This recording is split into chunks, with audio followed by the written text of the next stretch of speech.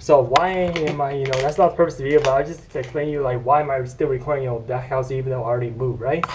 Yeah, I mean, this house is actually rented, so I can still visit, anytime, before September 1st, because originally the owner of this house, will be moving in September 1st of 2020, right? I have to talk fast because I just want to make a real quick video, but that's not what the video about. But you're still gonna get more videos, but I talk about, I just ran uphill. I ran the toughest uphill for 1 mile, right? And how slow did I ran, how fast I ran? Let me show you a bit. So my time is actually way slower than I thought. Yeah, because running uphill is like very tough. It's no joke. I mean, if you're climbing up a mountain, it might take you like hours, man. It might take you even hours just to get up a hill, right? I mean, if you're like really, climbing, right? But then, I think I ran the toughest hill, but not the toughest hill, but I ran a really, really toughest hill that I ever faced as a challenge, right? And how fast did I ran for a mile? So I say it's still above, like an average minute, mile.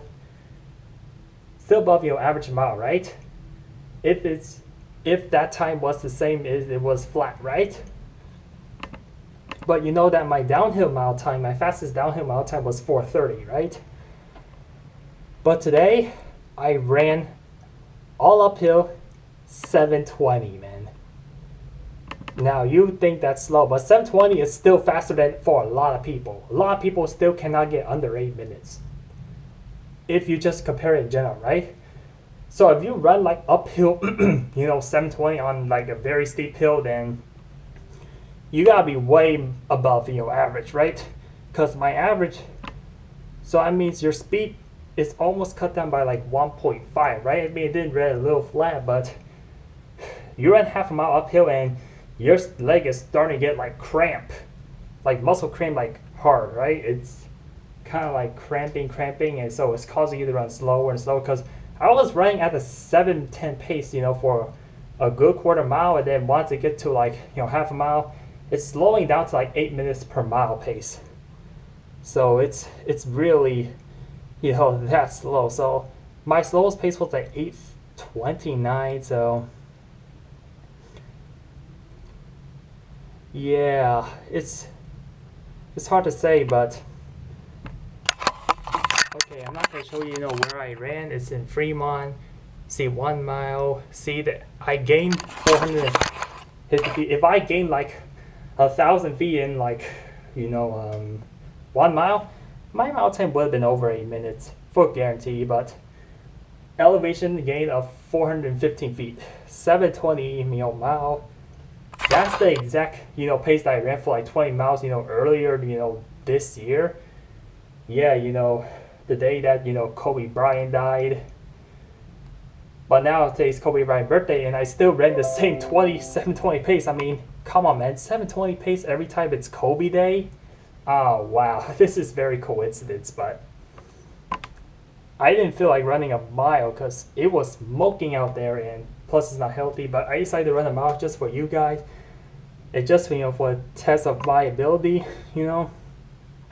because I want to know like how fast I run uphill, downhill, before I lose that opportunity. Because soon I won't live in the hill area anymore, and I won't be able to run that place anymore. But yeah, man, running on hills is like very tough. But if you run downhill, then you'll be running a lot faster. But yeah, let's say that you run like let's say the average miles per hour you run on flat terrain is like 8 miles per hour. It's 7.5 miles per hour. Your speed can get slowed down by like I say a good 1.5. So that means if you run like, let's say 7.5 on flat terrain, I mean you could run 5 miles per hour up the hill, or maybe even slower, or it could be a little faster. Yeah, and sprinting uphill is like very tough, But I never seen a lot of people run a 1 mile uphill. I never seen that video, but I have to post this video because I want to make it fair to myself and to the uphills. Downhill 1, uphill 1. Right? Of course, running uphill, for a mile doesn't officially count. because yeah, you run way too slow, and plus it has to be all flat. People say that if you want to have a real realistic, mount time, you have to finish, like the same feet above, at the elevation, right? Not going up or not going down, but people mostly want to go down because they want to cheat and get faster, right? But it's really rare, to get faster, when you go uphill, right? Really rare, in this case, but you will call that person, superhuman, if he runs, 7-minute mile, uphill. I bet if you try to run a 7-minute pace uphill, like you're gonna struggle, man. Like you're gonna feel like you're gonna want to walk. That's exactly how I feel. That's why I get a lot slower, right?